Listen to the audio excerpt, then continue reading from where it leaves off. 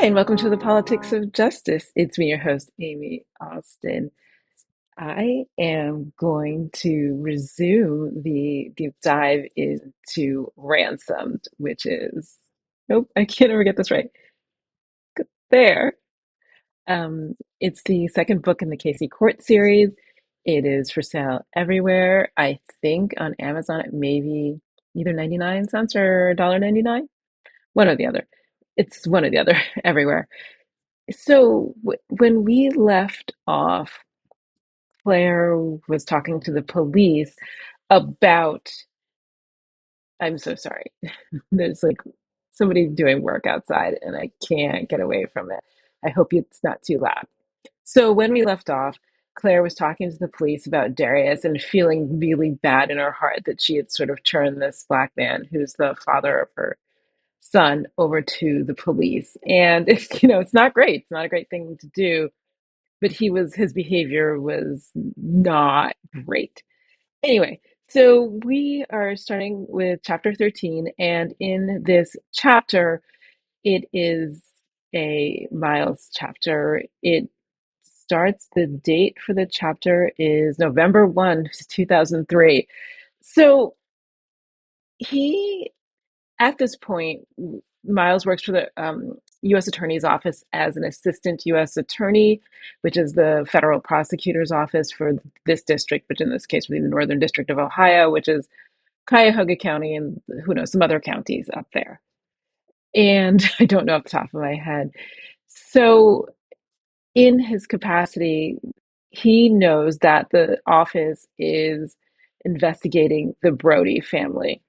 The thing about these sort of dynastic, in control families is that sometimes there's corruption, feels like all the time, but maybe that's the only ones we hear about. And then sometimes there are investigations, but that tension is always there that if you launch an investigation against a powerful family and you're unsuccessful, the repercussions are going to be great. But in this case, Miles is not the most advanced. I think he may be the least senior person in the office. So for him, perhaps the stakes are not going to be great. I mean, if successful, great, great. I mean, I know some people who've built a lot of success off of being the least senior person on in a very like sort of famous case. So that is where we are. So they have sent Miles out to do some investigative work or talk to potential witnesses.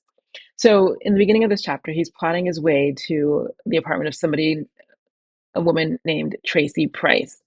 And Louvel Despino, who is an FBI agent, have passed the name along, but without much comment. And often, if an investigation is done well, often the police or law enforcement will turn over a witness and let the attorney develop that information themselves rather than telling them what to search for.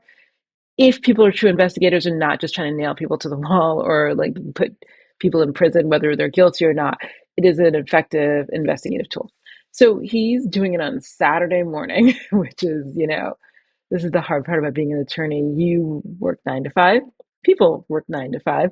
And so meeting with people during working hours is often difficult. So he is plotting his way to her apartment. And the thing I love about this chapter, like one of the first highlights, is that so he has a boss or the deputy for there's a strict hierarchy in like prosecutor's office. Everybody has a title. I don't know all the titles off the top of my head, but Charles, who calls himself Chaz, is above Miles and therefore can sort of assign duties. And while he's making his way to this woman's house or apartment, Miles talks a little bit about Chaz. And he says Chaz was a fan of the brick by brick theory. He didn't believe that cases were prosecuted with airtight confessions or flashy courtroom presentations. He thought it was about building an immovable wall of evidence that neither defendant nor his counsel could break through. So I was on my way to find out if this case could be built on bricks or was merely on stilts and shifting sands. If it were the latter, we'd wait for a flood of disinterest to take the case away. And I think this exists a little bit more in the federal context than it does in the county context, where we're dealing with I don't call it run of the mill crimes, but rape, murder, assault, drugs, which are a little easier to prove because people are selling drugs or assaulting someone and there's or witnesses to that. When you get to this sort of like corruption, the people who are the victims of the corruption are loath to speak out, and people who are witnesses of the corruption are also loath to speak out. So the cases become like in order of magnitude more difficult to prosecute because silence benefits almost everyone. So he's in this apartment, seeing this woman who I believe her daughter in this case was the one who was affected in when Judge Brody had been in probate court. So she offers him breakfast. He says he walks in and smells like grits, eggs, and sausage, and his stomach rumbles. And he said he really wanted to say yes because he misses his mom's Sunday breakfast, but he he adults and doesn't take the food off. Or I've been to people's houses where you walk in and you're like, oh, that smells great, but as a professional, you take some water, you ignore the food, and you go home. So she says, so he's there to talk to this daughter, and the adult woman who is maybe a mother, maybe a grandmother, I don't remember that part, says, make yourself comfortable. And he says in the highlight, comfortable did not make for good interrogation, which is true. People are like, I have talked to people who are like splayed out on the couch and like eminently comfortable, and they do not make for the best witnesses. You sort of want people, I hate to say this, like at a conference room table, or it's like not on their couch, or at a dining room table if you're in their house. So they're like sitting up and a little more attentive. So he introduces himself and he says, Tracy comes out, like, she said Tracy is like in pajamas and she's a little rumpled. And he extends his hand to Tracy and he said there's a long delay while Tracy considered my hand. And so Mrs. Perkins says, shake his hand. So it turns out she was in an accident where it says a private ambulance hit the side of the number 7 bus and she was seriously injured and has head trauma. And if you know anything about head trauma, it can present a myriad of ways, but in many ways it often makes thinking or speaking or one of those things where you have to put together two different skills sort of difficult. So, so basically she was in an accident, she was in rehab, and then she went to probate court because there was a settlement. So when children are injured, I mean, I'm sure you've seen signs like billboards, injury lawyers. So when people are injured, they get settlements. When adults are injured, they obviously can take care of the money themselves in most cases. But when children are injured and receive a settlement, there needs to be a competent adult who can handle that. So she was in court trying to manage the settlement, also who was going to take care of Tracy. So it's unclear as to what happened, but unfortunately, Tracy, who is the potential victim of Judge Brody in this case, has difficulty with speech.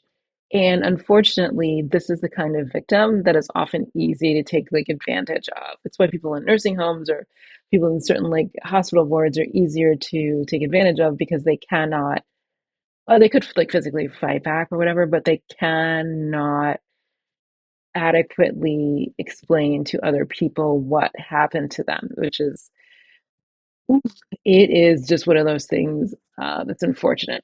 So they got 3 settlements, she said.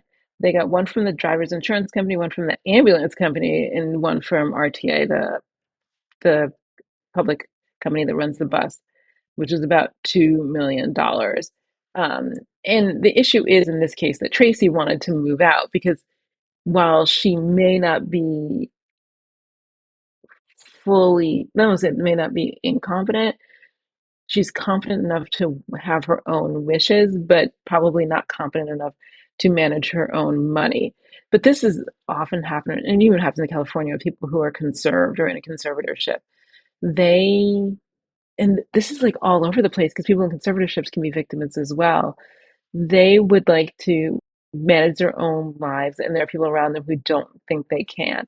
Now, whether or not they can or cannot then becomes the subject of court, and the judge has to decide whether the person, despite whatever the limitations may be, mental, physical debility, some kind of debilitation, are able to manage themselves. And it's a thin line. I mean, I literally just heard a podcast with somebody who could manage themselves, but the people around them wanted to take advantage of their money, and the lawyers they had, and even the one they hired for him, were interested in the money and not interested in his well-being. And it's just like one of those unfortunate sort of intersections where people can be taken advantage of by the people around them as well as the court.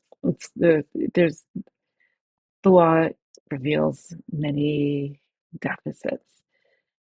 So one of the reasons that she did want this is because people like have been trying to take advantage of Tracy. And now that she's 18, Tracy wants to take advantage of herself.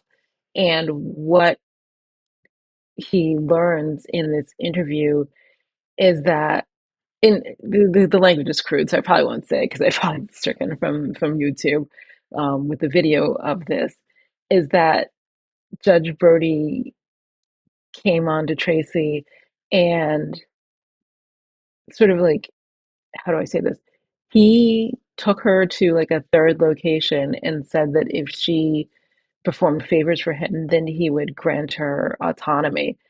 And whether Tracy, this is like this, here we go. Whether Tracy can autonomously make those decisions is one question, and whether or not she should is another question. And the person who has to make the decisions about whether or not she has the autonomy is also the person like accused of abusing her. It's a whole cycle of craziness that Miles has just walked into. So he is like, this is a lot. Um, and he says, like, one of the things he thinks is, but the visual of Judge Brody fondling this girl, she's like 18, 19, out in public, like he owned her, made my blood boil. And it's sort of, it harkens him back. He said, every movie I'd ever seen where a slave master took what he wanted from an unwilling woman came to mind. And he said, but it's unfortunate because hearsay rules would prevent Mrs. Perkins from testifying about what had happened. And unless Tracy is able to articulate that herself, she would not be the best witness. And court relies on witnesses to prove or disprove things. I mean, there are documents and there's other evidence like videos and stuff like that. But firsthand witness testimony is the primary vehicle for getting information or disseminating information in court. So all of this, he was like, it sort of turned him at the beginning of the chapter. He sort of thinks like they're tilting at windmills by like chasing Brody, and he understands that there are a lot of people in town who don't like this family. But after he's heard this story, he said he's ready to put this judge, this violator of the public trust, behind bars, no matter how many bricks it took. So then, so this is where his mind is. And then Claire calls and he's like, ugh. I mean, not, ugh, that's probably not, that's how I feel at the thought of Claire calling. Maybe Miles feels better, but it's a lot that she has called, and now it's another emergency. And it's not that he doesn't like her or enjoy dating her, enjoy her company, but now she's coming with a lot of, to say it unkindly, I guess, baggage that he, in a like their dating relationship, he's not yet ready to handle. And so this time it's that the police are there and that Darius is accused of domestic violence. And so he's like, okay. So he drives over because he's a good boyfriend, I guess. And he says, the highlighted portions, another car pulled up in the driveway of Claire's townhouse at the same time as mine. I nearly collided with the erratic driver. One look at her car, and I figured she didn't care much what happened to it. So this is the time that, I mean, I'll just say, because I know what happens, is that Miles meets Casey. So they don't know. I mean, there are a lot of attorneys. There are both a lot of attorneys and not that many in Cuyahoga County. but you don't always know them all. And because Casey doesn't work in federal court generally, except for maybe one book that comes up, who knows later, then she would not necessarily meet an AUSA. So they, he's like, who is that? He's like, Claire didn't have many friends. I'm sure I'd met them all. So he's thinking like she's a domestic violence counselor, social worker, or something, especially based on the fact that she has a very dilapidated car, her old Honda. Um, but so they are both in. So Claire, when they both get in the door, Claire says, "Thank goodness you could both come." They meet each other, and he realizes that Casey's there to represent her in the custody case that Claire has lodged against her baby daddy. So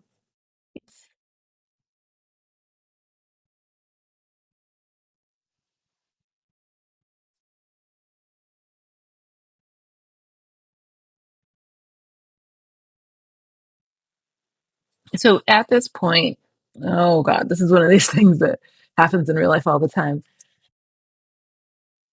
Miles wants to be a nice guy, but he is starting to realize that given his mourning and meeting this woman who was abused by this judge, that case is going to be difficult to prosecute and therefore a lot of work to gather evidence. And he's starting to realize that he cannot hold like these two things in his mind at the same time, like this Brody prosecution and Claire's like ongoing drama with her baby daddy. So he says at the chapter, I think we need a break. And then she's like, a break? And he's like, I think we want to break up. And she's like, you think or And he's like, I know, but it's hard. And like when I wrote this, like I understand Miles's issues because like this is like hard stuff, like hard adult stuff that he is sort of not ready to deal with, and he's not in that phase of his life, even though he has enjoyed dating Claire. And Claire feels like the world is like the sands are shifting under her feet because this is the time where she needs the most support. And, her boyfriend is like piecing out. So Claire starts crying, and then Casey urges him to go. So at this point, we're on chapter 14, Casey, which is November 14, 2003. So 2 weeks later than the last chapter. And in this chapter, so Casey, it's Casey and Tom are out to dinner, and they're at some wine bar. And she talks about like, so he invited her to a wine bar, but she didn't grow up in a wine sort of family. Her parents are immigrants, and that is not their culture. So they're out, and she lets him choose the wine, but she's also like in this sort of spiral where she doesn't truly believe that Tom is back for the right reasons. I'll say that. So, and she keeps bringing up his ex, like the beautiful Lizzie Comfort Chesko, which I don't even have a vision of in my mind. It's just this, it's not even a vision of her. It's this idea that he dated this beautiful, he's like one of the most eligible people in the county. He comes from the Brody family. They have money, they have position. And while she had hoped to sort of like take advantage of that when they were in law school and hoped to marry him and then be a part of that, he dumped her unceremoniously. And now he's like back. And she still wants what she wanted before, but I think the bloom is off the rose a little, and she wants to know why, if he was dating this beautiful, available woman, why suddenly he has dumped her, who could like, burnish his image, be the perfect like wife, family woman, help him build his career, whatever. Why he dumped her or why they broke up. And he's back to Casey, who has all of the issues that she had before. She's still poor, she's still not connected. Um, and while she might make a lovely and dutiful wife, that he knows now that she could not necessarily perform all those functions in the way that he expects. And so there, she's on this spiral of negative self-talk, and they're in this bar, and they both know people because it's a place where young lawyers frequent. Um, and so she is in the restaurant. I think Tom walked away, went to the bathroom, did something. And at this point, Miles is in the bar. So he's like, mind if I join you? And she's like, I guess not. And then he realizes, I think there's because the tables are full, he realizes that she's the woman that, in his eyes, almost hit him the other day. And they're both discussing, they were both driving like a bat out of hell in her scrap metal car. And he, when Tom gets back, he's a little different. So because Tom is one of those people who, in her mind, acts as if he could take her or leave her at this point, and she doesn't really trust in his interest for all the reasons I mentioned before. So the first highlight is surprise snapped my spine straight. Tom was usually way more suave. He came from a political family that never alienated anyone with the right to vote. And the note that I wrote, which is makes me laugh, is that there are kinds of people I've met who've never alienated anyone if they could. They're politicians and people in the entertainment industry, which is so true. These are two people who never want to say no to you because they don't know when you might be useful later. Um, so Miles and Tom are sitting at the thing. They're doing the thing that men do where they're like, where'd you go to school? Where'd you go to school? Where do you work? Whatever. So the next highlight is when Tom says he's a county prosecutor, Miles, and I'm just gonna be honest, like one ups him because there is a hierarchy in the law. And I'm not going to get into who's the top and who's the bottom, but let's just say in this case, he says I'm a county prosecutor, and then Miles is like, "Well, I'm an assistant U.S. attorney."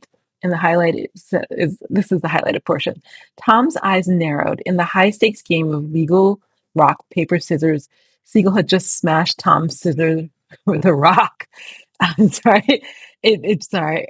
Um, and the note says, which is actually awful because the note says, I shouldn't laugh, but I kind of have to. I can't count how many conversations I've had like this or observed where another attorney was trying to one up each other. It's a whole thing. You meet people, what firm do you work at? What firm do you work at? Where do you went to school? Like, all of that.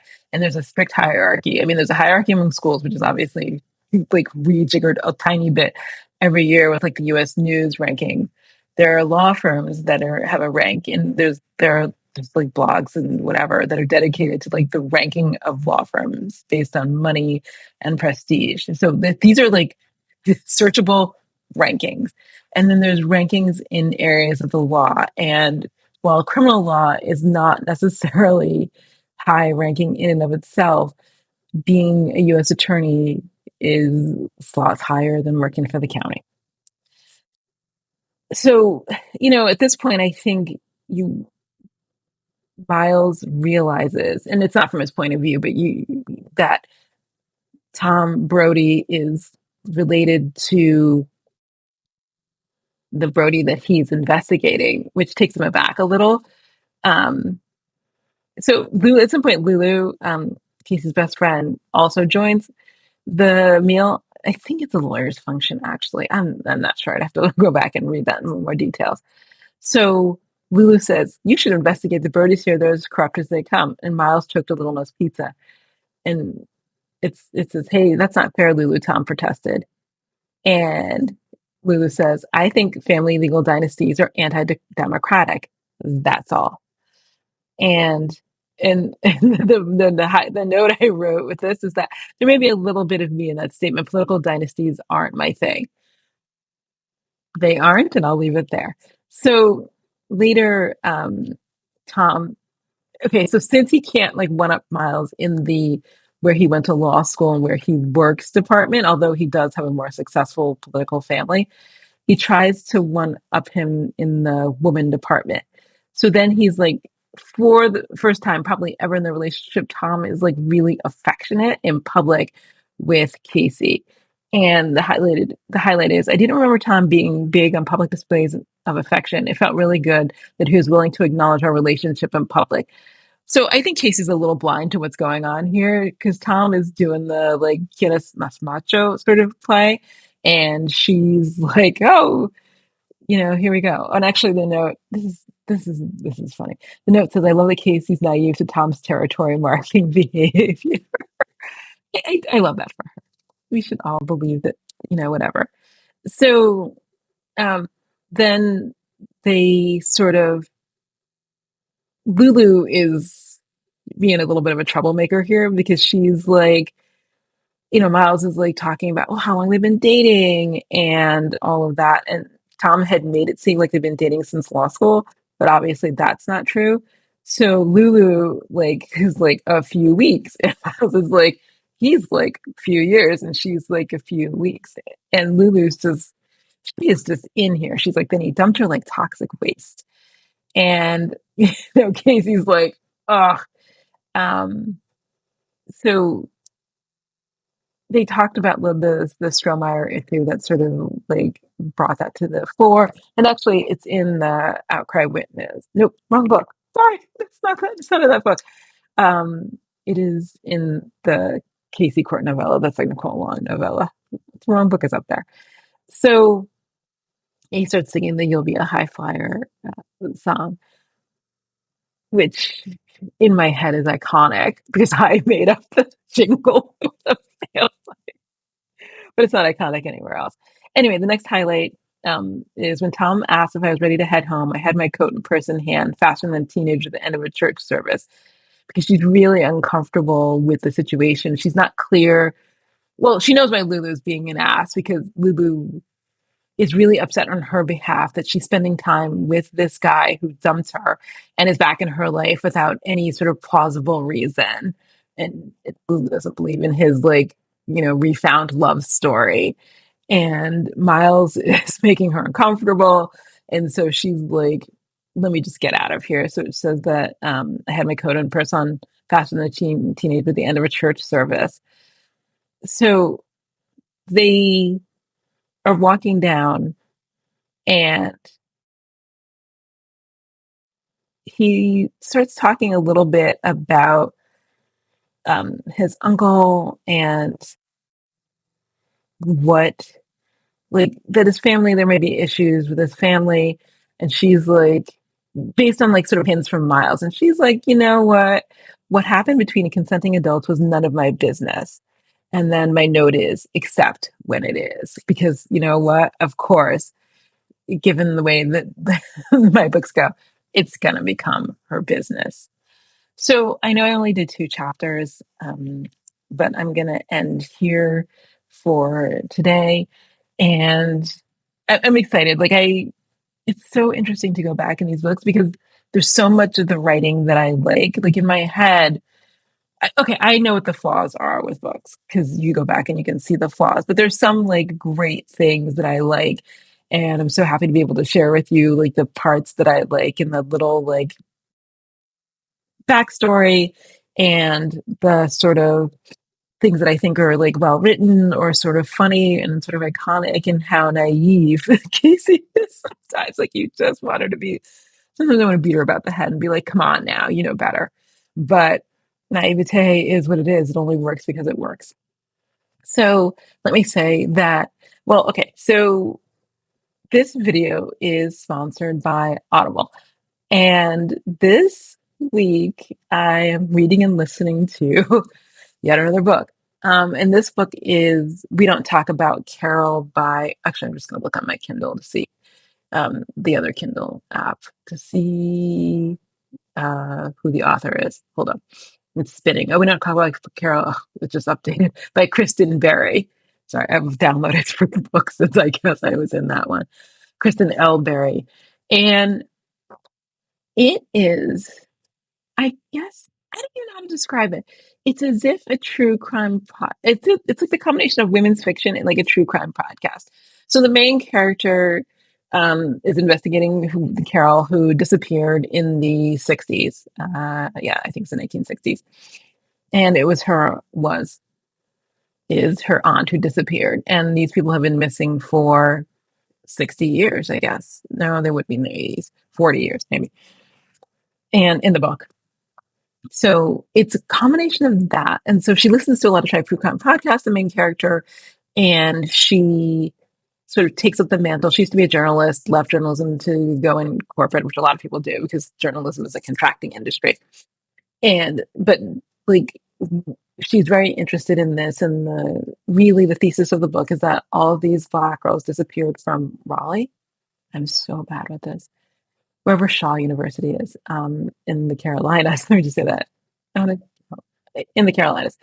And she's like 6 or 7 Black girls disappeared who were like 18, and there was no investigation of it. And the author spends some time discussing how if you were to like ask or make a list of like white women or girls who disappeared in the last, let's say, 20 years, or who kidnapped or whatever, you could make a list very easily. But if you had to make a list of Black women and girls who have been disappeared, you would not be able to make a list. And that 40% of like the disappearances, I think, are Black women or something. It's really high. And given the percentage of Black people in the population in America, which is somewhere between 14 and 12, depending on the day, I think it's now down to 12. So there is that. So she marries this investigation into why these women disappeared. There's a lot of political talk about why she believes that there was no investigation as to why these women disappeared. And then there's like the women's fiction aspect with her husband and her fertility struggles and her feeling about her mother and her sister and her father and her families. The narrator, and this is the problem with Kindle, now I'd have to look at the other way. The narrator is actually really great. I have encountered some not so great narrators, so I'm not to open the audiobook because I was looking at the Kindle. Oops.